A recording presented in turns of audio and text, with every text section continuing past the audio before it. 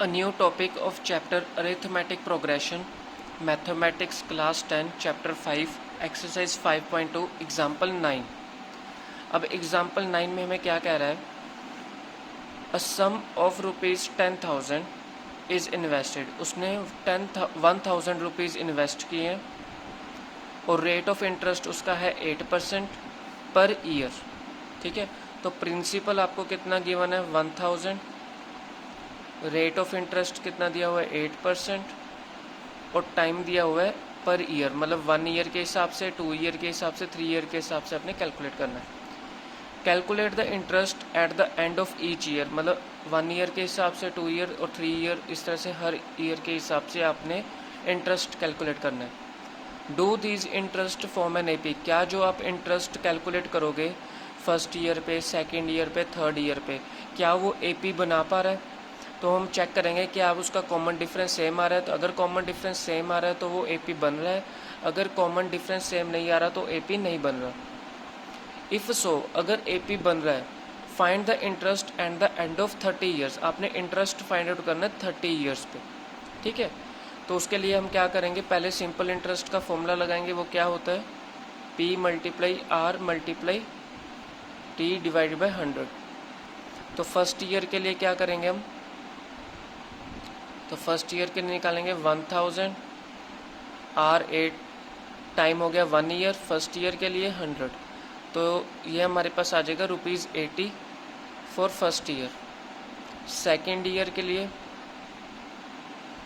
1,000 multiply 8, time हो गया 2 divide by 100.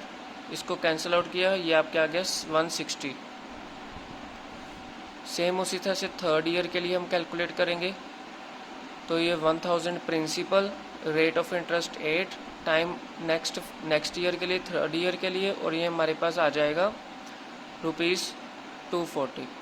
अब हमारे पास फर्स्ट ईयर के लिए है 80, सेकेंड ईयर के लिए 160 और थर्ड ईयर के लिए 240. अब आप चेक करो कि क्या कॉमन डिफरेंस सेम आ रहा है. इसको A2 माइनस A1 करोगे तो आपके पास क्या आ जाएगा? 80. A3 माइनस A2 करोगे तो आपके पास क्या आ जाएगा? 80. तो कॉमन डिफरेंस क्या आ रहा है? सेम आ रहा है. It forms an AP. The required terms form an AP.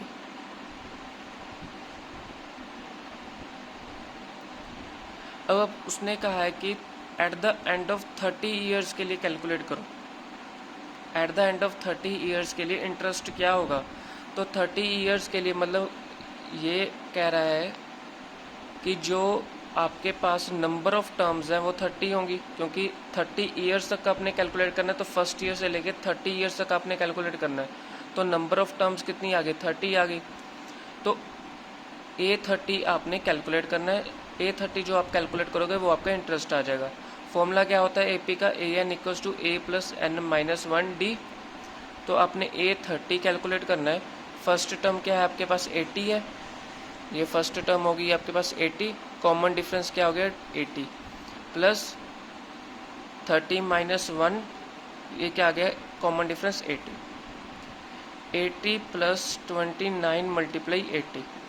तो 80 प्लस, जब आप इसको मल्टीप्लाई करोगे तो आपके पास आएगा 2320, और जब आप इसको प्लस करोगे तो आपके पास आ जाएगा 2400. Eight the end of 30 years के लिए जो इंटरेस्ट आया वो आया ₹2400. तो ये आपका हो गया आंसर.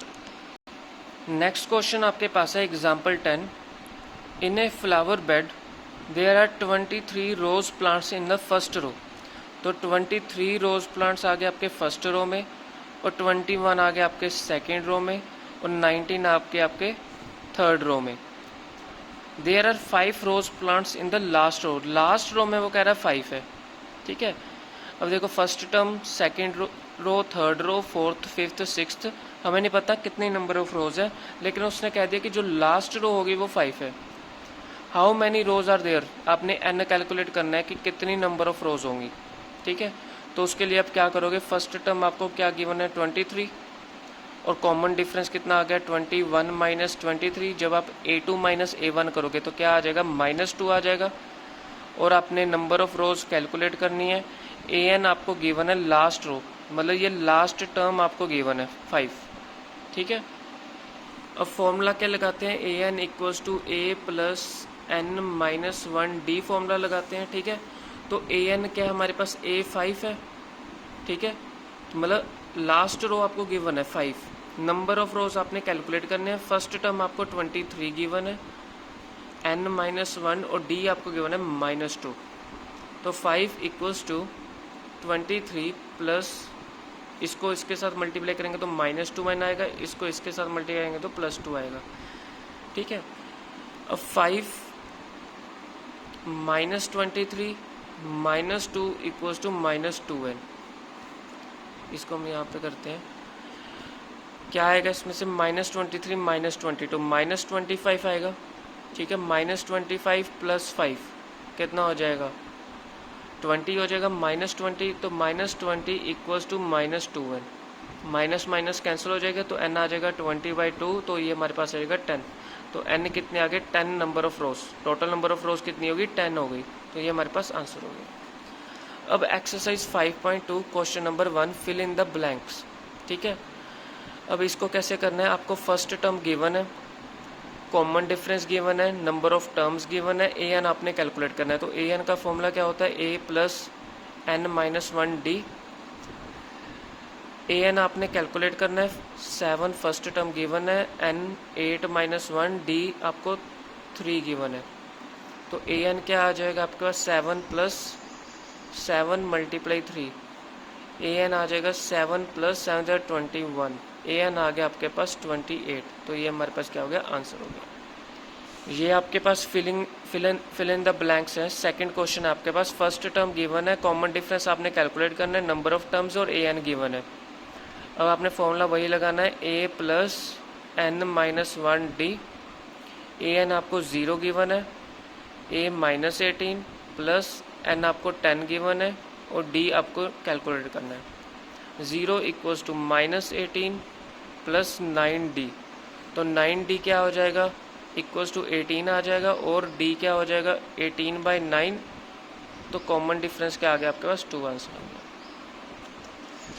फिर उसके बाद जो नेक्स्ट टर्म है, नेक्स्ट क्वेश्चन जो है फिल इन द ब्लैंक्स ही है, ये NCERT exercise 5.2।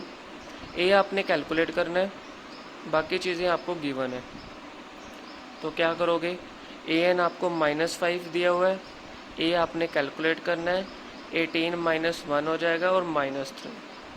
-5 equals to A plus 17 × -3, -5 equals to A minus, ये आपके पास आएगा 51, ठीक है, -51, और ए आपके पास आ जाएगा -5 + 51, तो ए आपके पास आ जाएगा 45 आंसर। फर्स्ट टर्म आपके पास आ जाएगी 45। जो फर्स्ट क्वेश्चन था एक्सरसाइज 5.2 का फिल इन द ब्लैंक्स, उसका जो 4th पार्ट है और 5th पार्ट वो आपका होमवर्क रहेगा। अब कुछ स्टूडेंट्स जो हैं वो मुझे होमवर्क करके नहीं दे रहे हैं, ठीक है। तो अगर आप होमवर्क नहीं करोगे तो I will give you 0 marks in the homework. तो आपको ये करना ज़रूरी है, और जो नहीं करेगा उसको 0 मार्क्स मिलेगा। क्वेश्चन नंबर 2 हमारे पास है, choose the correct choice in the following and justify. अब आपके पास ये ऑप्शन है, आपने चेक करना है कि इसमें से कौन सा आंसर इसमें से मैच हो रहा है। 30th टर्म आपने कैलकुलेट करनी है। 30th term of the AP क्या होगी, फर्स्ट टर्म आपको गिवन है 10, कॉमन डिफरेंस क्या आ जाएगा, 7 - 10 -3, 4 - 7 -3 आएगा, ठीक है। और आपने 30th टर्म निकालनी है, तो फॉर्मूला क्या होता है, A plus N minus 1d। करना क्या है, 30th टर्म निकालनी है, 10 फर्स्ट टर्म क्या है 10, एन आपके पास क्या होगा 30 -1, डी आपके पास क्या है -3, 10 + 29 और ये -3, तो 10 माइनस क्या आएगा, 3 9 का 27, 87 -87, तो ये आपका -77 आंसर आ गया। तो ये हमारे पास करेक्ट चॉइस आ गई, ठीक है। नेक्स्ट क्वेश्चन आपका होमवर्क रहेगा, सेम ऐसे ही करना है। 11th टर्म निकालनी है, A30 की जगह A11 आ जाएगा और N की जगह 11 आ जाएगा। फर्स्ट टर्म आपको पास -3 है, और D क्या आएगा, इसको A2 - A1 करके जो आएगा वो D होगा। In the next question, question number 3 आपके पास है। First part, find the missing term. Missing term आपने कैलकुलेट करनी है। फर्स्ट टर्म आपके पास क्या है 2, ठीक है, और थर्ड टर्म जो आपके पास गिवन है वो क्या दी हुई है 26। सेकेंड टर्म आपने कैलकुलेट करनी है, तो सेकेंड टर्म आप कैसे कैलकुलेट करोगे, ठीक है। तो आपको थर्ड टर्म गिवन है, फर्स्ट टर्म आपको 2 गिवन। अब हम लिखते क्या है, A N equals to A plus N minus 1 D. Given क्या है, थर्ड टर्म गिवन है, तो क्या लिखेंगे इसको, फर्स्ट टर्म 2, एन क्या आएगा, ये 3 आएगा। कॉमन डिफरेंस हमें पता नहीं है, तो सबसे पहले हमें डी कैलकुलेट करना पड़ेगा। A3 क्या गिवन है हमें 26, 2 plus 2D, 26 minus 2 24 equals to 2D आ जाएगा। डी क्या आ जाएगा 12 आ जाएगा, ठीक है। अब D 12 आ गया है आपके पास। अब आपके पास सेकंड टर्म कैलकुलेट करनी है, ठीक है। तो सेकंड टर्म कैलकुलेट करने के लिए क्या होगा, A प्लस 2 माइनस 1D, क्योंकि ए एन क्या होता है, A plus N minus 1D होता है। तो एन को हम क्या पुट करेंगे, 2 पुट करेंगे। तो ए प्लस एन को हम क्या सब्सटीट्यूट करेंगे, 2 सब्सटीट्यूट करेंगे। डी हमें कैलकुलेट किया अभी, और फर्स्ट टर्म हमें गिवन है, तो A2 आ जाएगा हमारे पास। तो A2 क्या होगा, ए क्या हमारे पास 2 प्लस 2 माइनस 1, डी कितना हमारे पास 12। तो A2 क्या आ जाएगा हमारे पास, 2 प्लस 11, 2 माइनस 1 1 इंटू 12 आएगा। A2 आ जाएगा हमारे पास 14। तो हमारे पास जो सेकंड टर्म है वो कितनी आई है, 14 आई है। जब आप 14 में से 2 माइनस करोगे तो 12 आएगा, 26 माइनस 14 करोगे तो 12 आएगा। तो ये हमारे पास सही आंसर है, ठीक है। तो इसको हमने कैसे किया, जो A3 गिवन था उसको हमने लिखा इस फॉर्म में। तो A3 को हमने जिस फॉर्म में लिखा उसमें से हमारे पास D आ गया, ठीक है। तो A2 को हम लिखते कैसे हैं, फॉर्मूला तो यही होता है, A N equals to A plus N minus 1D। तो एन को 2 पुट कर दोगे तो आपके पास आ जाएगा A2 प्लस ए प्लस 2 माइनस 1D। तो ए की वैल्यू सब्सटीट्यूट कर दो जो गिवन है, डी आपने कैलकुलेट किया तो आपके पास सेकंड टर्म आ गई। अब नेक्स्ट जो मिसिंग टर्म है उसमें आपने क्या करना है, आपको फर्स्ट टर्म नहीं पता, आपको गिवन है सेकेंड टर्म, और एक आपको गिवन है फोर्थ टर्म, ठीक है। एक आपको गिवन है फोर्थ टर्म, एक आपको गिवन है सेकंड टर्म। ना तो फर्स्ट टर्म गिवन है, ना तो सेकंड थर्ड टर्म गिवन है। फर्स्ट और थर्ड टर्म आपने कैलकुलेट करनी है। तो कैसे कैलकुलेट करेंगे, A2 को हम क्या लिख सकते हैं, A2 को हम लिख सकते हैं इस तरह से, A प्लस 2 माइनस 1D, ऐसे लिख सकते हैं। तो A2 हमारे पास क्या आ जाएगा, A प्लस D। ना तो हमें फर्स्ट टर्म गिवन है, ना कॉमन डिफरेंस पता है, तो ये इसको हमने ले लिया first equation.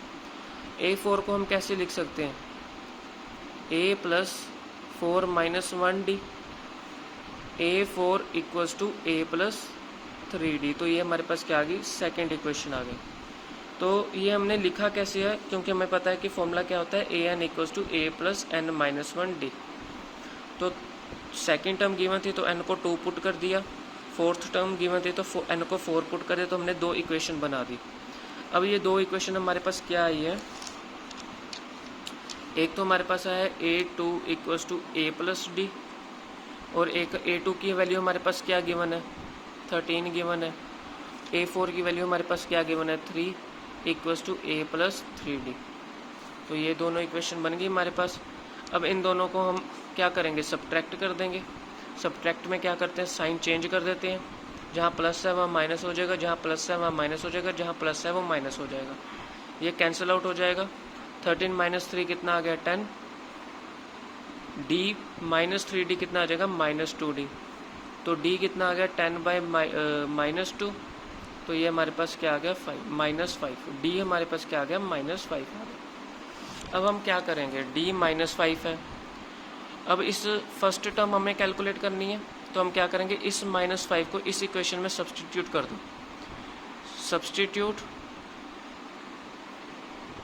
D equals to minus 5 in equation first. तो जब इक्वेशन फर्स्ट में यहाँ पे सब्सटीट्यूट करेंगे तो 13 इक्वल्स टू A माइनस 5 आ जाएगा। तो A हमारे पास क्या आ गया, 18 आ गया, ठीक है। अब फर्स्ट टर्म हमारे पास 18 आ गई, तो ये हमारे पास क्या हो गया, आंसर हो गया। मतलब हमने फर्स्ट टर्म कैलकुलेट कर ली। थर्ड टर्म हमने कैलकुलेट करनी है, तो थर्ड टर्म कैसे कैलकुलेट करेंगे, a प्लस 3 माइनस 1d। ये जो फॉर्मूला हमने लगाया है यहाँ पे n को 3 पुट कर दिया, तो n को 3 पुट किया तो हमारे पास आ गया a प्लस 2d। a हमारे पास 18 आया, d हमारे पास कितना आया है, -5। तो 18 माइनस 10 कितना हो गया, ये आ गया 8 आंसर आ गया। तो थर्ड टर्म क्या हो गया, हमारे पास 8 आंसर आ गया। ठीक है, उसके बाद हमारे पास ना तो सेकंड टर्म है ना तो थर्ड टर्म है। हमें गिवन है फर्स्ट टर्म 5 और एक गिवन है हमारे पास फोर्थ टर्म 9 1/2। ये आ जाएगा हमारे पास 19/2। ठीक है, तो ए गिवन है हमारे पास 5 और फर्स्ट सेकंड थर्ड टर्म हमें पता नहीं है, और हमारे पास गिवन है फोर्थ टर्म। ठीक है, तो क्या करेंगे, सबसे पहले कॉमन डिफरेंस निकाल लेंगे। कॉमन डिफरेंस कैसे निकालेंगे, तो फॉर्मूला क्या होता है, a plus n minus 1d। ठीक है, तो a n, अब हमने क्या करना है कि a4 गिवन है, तो a4 यहाँ पे n को 4 सब्सटीट्यूट कर देंगे, a5 गिवन है, n हमारे पास 4 माइनस 1 आ जाएगा, d हमारे पास है 19/2। ठीक है, उसके बाद हम क्या करेंगे, a4 की वैल्यू क्या है हमारे पास, सॉरी कॉमन डिफरेंस तो हमें पता ही नहीं है, कॉमन डिफरेंस तो हमने कैलकुलेट करना है। तो a4 हमारे पास गिवन है 19/2, ये आ जाएगा 5 प्लस 3d। ठीक है, तो 19/2 -5 हो जाएगा, इसको हम यहाँ पे कर देते हैं 19/2, ये जो 5 है इधर आके माइनस हो जाएगा, इक्वल्स टू 3d। इसका एलसीएम लोगे क्या आएगा, 19 माइनस 10 इक्वल्स टू 3d, तो ये आएगा 9/2 इक्वल्स टू मल्टीप्लाई 1/3 हो जाएगा। ये आपके पास कॉमन डिफरेंस आ जाएगा 3/2। तो कॉमन डिफरेंस आपके पास क्या आ गया, 3/2। सेकेंड टर्म आपने कैलकुलेट करनी है, तो सेकेंड टर्म कैसे करोगे, a प्लस डी होता है। ठीक है, a आपके पास क्या है, 5 है, और d क्या है, 3/2। तो आपके पास एलसीएम लो क्या आ जाएगा, 13/2। तो ए सेकेंड टर्म आपके पास आ गई 13/2। सेम ऐसे ही आपने थर्ड टर्म करनी है, a प्लस 2d लगा के a की वैल्यू सब्सटीट्यूट करो, d की वैल्यू सब्सटीट्यूट करो, आपके पास थर्ड टर्म आ जाएगी। तो ये आपके पास आंसर हो जाएगा। जो इसका d और e पार्ट है वो आपका होमवर्क रहेगा, ये आपने मुझे करके दिखाना है।